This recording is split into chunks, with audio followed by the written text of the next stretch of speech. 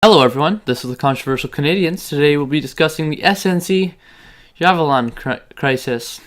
Gotta say, Timothy, good riddance, Gerald Butz. Anonymous officials inside Justin Trudeau's government have come out saying that the Prime Minister's office has pressured former Minister of Justice Jody Wilson-Raybould to stop investigating the SNC-Lavalin construction company in Quebec and help them find a way to avoid criminal proceedings. So, Caleb and I are going to discuss this big scandal in Canadian politics. I'd like to start off by saying this is the first time the Conservative Party has been 5 points ahead the Liberals in the polls. This has been pretty big impact.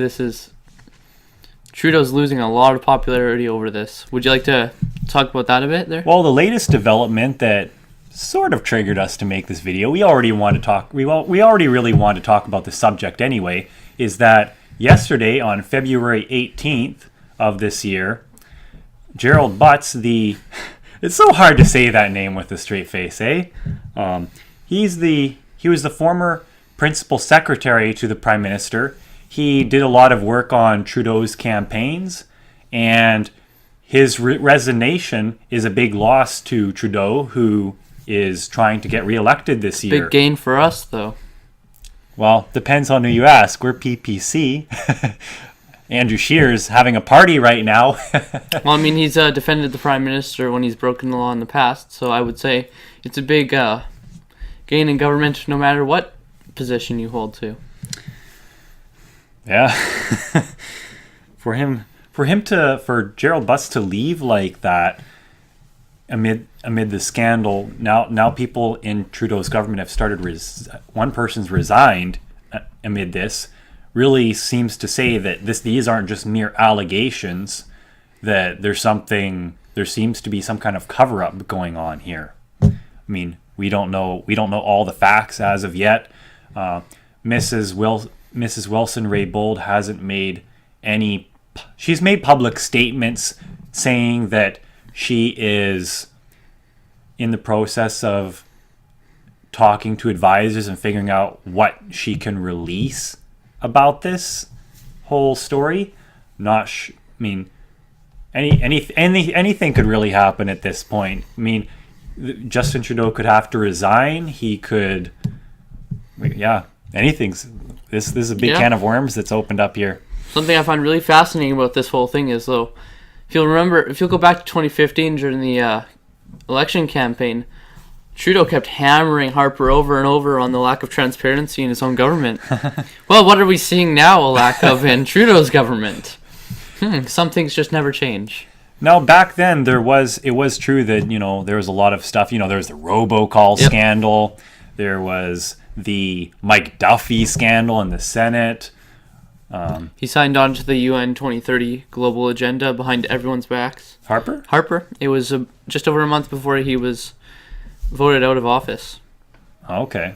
Did not know that. Yeah, there was a lot of stuff that was hidden by his government. I'm not a Harper fan either, but to see that this was something that Trudeau criticized Harper on so often and so much, and now he's just as bad, if not worse, at the same issue.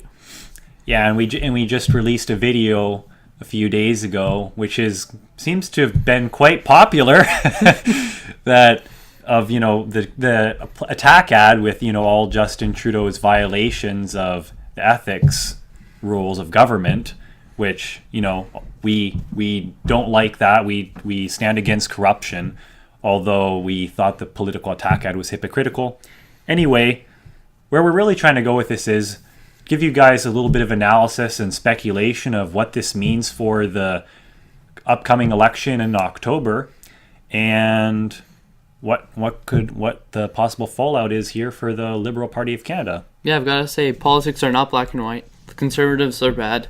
The Liberals are bad. I'm sure there's something bad about the People's Party of Canada. They're in fact being sued now for copyright issues with their name, but I mean, there's probably something wrong there as well, and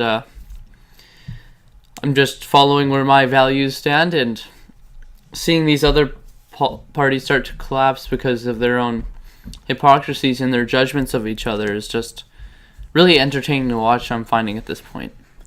Yeah, so some questions here. What do you? So I'll just ask you some questions about what you think, Caleb. Do you think that Trudeau will ever be convicted for obstruction of justice, which seems to have, which if the allegations are true, that's what the offense would be? Nope, I don't think he will.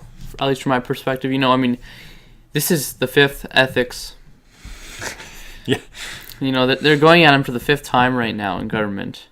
He's broken another time, but they never brought up, and he made a video with Islamic Relief Canada saying what a great group of people that is, and Tom Quigan actually pointed this out, that Islamic Relief Canada funds Islamic Relief Global, which funds Hamas and other terrorist groups.